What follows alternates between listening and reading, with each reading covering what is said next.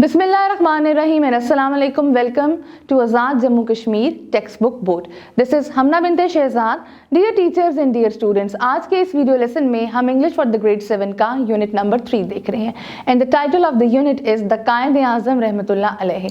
तो आज के इस वीडियो लेसन में हम देखेंगे ऑरल कम्युनिकेशन स्किल। जी, अब ऑरल कम्युनिकेशन स्किल देखने से पहले हम यहाँ पे एक डायलॉग करेंगे जो कि हमारा फर्स्ट पार्ट है। तो आपने को मैं बताती चलूँ कि डायलॉग में जितने कैरेक्टर्स होंगे, अगर 2 कैरेक्टर्स हैं तो आपको 2 बंदे चाहिए, अगर 3 कैरेक्टर्स हैं तो आपने 3 स्टूडेंट्स लेने हैं और आपने वो परफॉर्म करवाना है। कैरेक्टर्स को हम हमेशा रोल प्ले की सूरत में ही परफॉर्म करवाएंगे। तो चलते हैं बुक की तरफ। जी, जैसे कि आप स्क्रीन पे देख सकते हैं oral communication skills page number 24 और 25 हम आज देखेंगे। यहाँ पे हमारे पास 2 कैरेक्टर हैं, जावेद और बिलाल। तो आपने अपनी क्लास में से 2 स्टूडेंट्स लेने हैं, एक को जावेद का कैरेक्टर देना है और एक को बिलाल का। जी, read and role play the dialogue about a vacation plan. Javed: Bilal, I was talking to travel agent about where we might be taking our vacation this year. Bilal: I'm going fishing with my friend Zishan. Javed: What are you talking about? Bilal: What's wrong with heading out with Zishan for vacation? Javed: You and I have been together for a whole year. We should go on vacation together. Bilal: I have already told my friend that I am going fishing with Zishan. Javed: You can't be serious. Bilal: Hey, I have always gone fishing on vacation. I'm sorry. Javed: After a year together, I thought it pretty safe to assume that we would automatically spend our vacation together. Bilal: Says who? I don't think that it is necessarily the case. Javed: Okay. Do as you wish and carry on with your plan. Bilal: Okay, thank you, see you. अब चलते हैं question number 2 पे। Question number 2 जो हमारे पास है, अब आपने इसको ध्यान से देखना है। क्वेश्चन नंबर 2 हमें बताएगा बॉडी लैंग्वेज के बारे में। यहाँ पर बेसिकली अब हम देखेंगे कि हमारी बॉडी लैंग्वेज को इस्तेमाल करते हुए हम कौन कौन से एक्सप्रेशंस बना सकते हैं। जैसे कि जी, अब जैसे कि मैंने आपको बताया हम बॉडी लैंग्वेज के बारे में देखेंगे। बॉडी लैंग्वेज हमारे पास क्या होती है, यानी कि अपने हाथों को, अपनी बॉडी को इस्तेमाल करते हुए मैसेज को कम्युनिकेट करना। अब इसमें हमारे कुछ हैंड्स के मैसेजेस हैं जो हमें एक मैसेज देते हैं कि हमने क्या किया है। जैसे कि फॉर एग्जाम्पल अगर हम इस तरह कोई क्लैपिंग कर रहे हैं तो ये चीज़ हमें बताती है कि नाउ हम जिस चीज़ पे क्लैप कर रहे हैं वो कोई गुड थिंग थी, बैड थिंग नहीं थी। अगर हम इस तरह करते हैं तो ये रिप्रेजेंट हमें करवाता है कि unity, we all are together, हमारे में इत्तेहाद है। अगर हम ये साइन बनाते हैं इट्स मीन विक्ट्री, ये जीत का निशान है।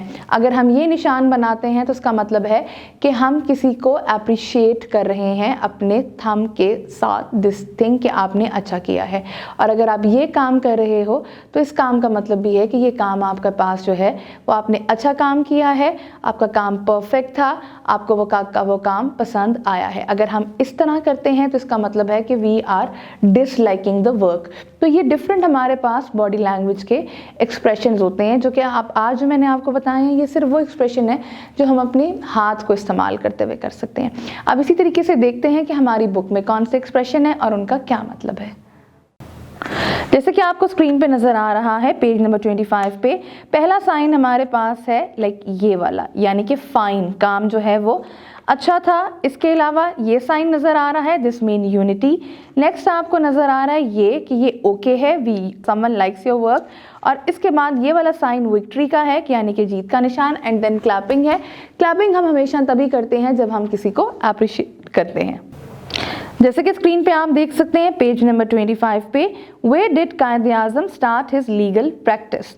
Qaid-e-Azam started his legal practice in Bombay. Next question, who was the proponent of Hindu-Muslim unity?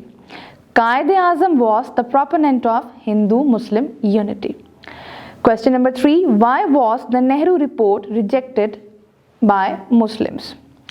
जी, इसका आंसर है the Nehru report was rejected by all shades of Muslims opinion because this report support Hindu-Muslim unity. Question number 4, what difficulties did the Qaid-e-Azam face after returning from England? On his arrival to India from England, Quaid-e-Azam had to face great financial hardship and unexpected difficulties. Question number 5. What was the impact of the demand for Pakistan in the Indian politics? The demand for Pakistan had great impact on the nature and the cause of Indian politics. It broke forever the Hindus' dream of Hindu empire or British exit from India. Question number 6. Why was the British exit from India considered an era of Islamic Renaissance? British exit from India considered an era of Islamic Renaissance and liberty because British was equally hostile to the demands of the Muslim for separate homeland. जी dear teachers and dear students, ये था हमारा आज का video lesson. I hope आपको video lesson पसंद आया होगा। एक नए वीडियो लेसन के साथ हम फिर मिलेंगे, तब तक के लिए अल्लाह हाफिज़।